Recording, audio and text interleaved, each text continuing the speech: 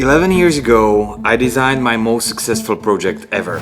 It went absolutely viral. I had over 1,000 people emailing me wanting to buy it. And major publications like Dazed, Evening Standard, GQ or Dezeen were writing about it. My graduation project had turned into massive commercial opportunity. And then I completely erased it from internet. I shut down the webpage, I deleted the emails, and I never made it available for public. It's a complicated story, and honestly, after 11 years I still have hard times talking about it. But today we are reopening the files on Personal Tattoo Machine, and I'm going to tell you why sometimes the best thing designer can do is to walk away.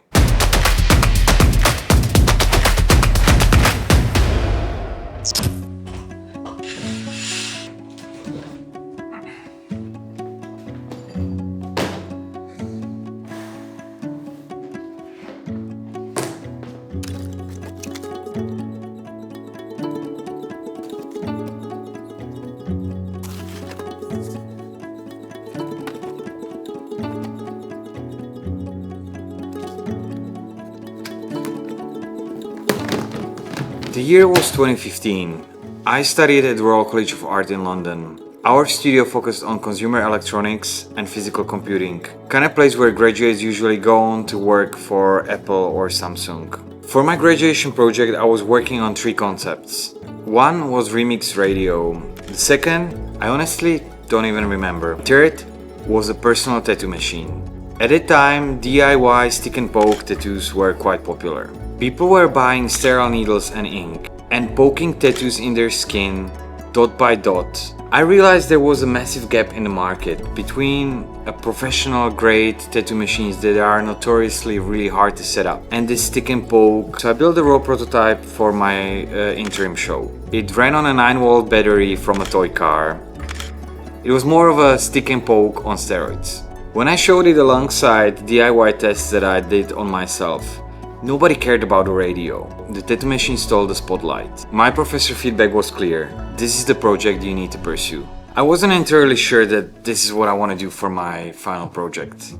But I dove in, I did a bit of a market research, I bought a professional grade tattoo machine from eBay to see how it behaves and works, and I started to work on it a little bit further. My goal was to take this intimidating process and turn it into accessible, safe consumer product. And it worked. I engineered a simple rotary system, I 3D printed the case, I added a simple switch, everything was still running on 9-volt battery, and it was incredibly intuitive. You just insert a sterile needle, press the button, and you're good to go. Because you were doing it on yourself, by yourself, there was no worry of cross-contamination. The idea wasn't to replace professional artists. It was about personal memory. If you wanted a small, imperfect heart to remember your grandpa, you didn't need to go to a tattoo shop. You could do it yourself, making it infinitely more meaningful. As the final show approached, my classmates started testing prototypes. Everybody loved it. Word spread so fast that random students from other departments started messaging me asking for a free tattoo. The university research office even stepped in and they asked me to submit research ethics committee paper and making sure that I'm not going to ruin the prestigious name of the college. And there was also a question if they are going to let me graduate with such a project. And they did. I presented it and it exploded. The momentum was insane. The video that Dezeen posted on YouTube got 100,000 views. I was featured in the magazines that I always dreamed of being in. Over 1,000 purchase inquiries flooded my inbox. But with that virality came friction. I started to get a couple of angry messages. Mostly from a tattoo artist that were kinda afraid that this actually might take their jobs. The backlash made me pause, but it wasn't what killed the project.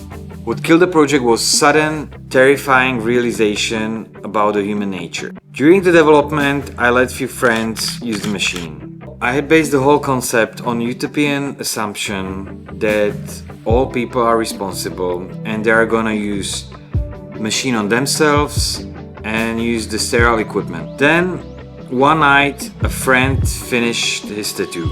Another friend watched him and said, I would like to have one as well. I told him that we were out of sterile equipment, so I can't do it. And he looked at me and he said, come on, we all friends here, we all healthy. I'm happy to use the used needle. My blood ran cold. That was the exact moment when I realized this is not what I want to do. This is not what I want to be responsible for. I don't want to be known for a new wave of hepatitis or worse. So I took down the webpage, I erased all of my emails, and I pretty much removed the project from everywhere. In years to follow, the project was proven right in one sense. The demand was there. Cheap, easy to use tattoo machines eventually flooded Alibaba, fulfilling that exact demand for a couple of bucks.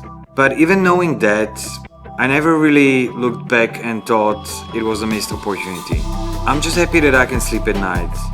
And as a designer, I realize not every idea has to be realized. The ones I want to bring to the world need to be positive sum. They need to add value, and above all, they need to be safe. Thanks for sticking around for this more personal story today. This is Why It Takes Time. This is one thing I didn't show you. This is how I tested the tattoos.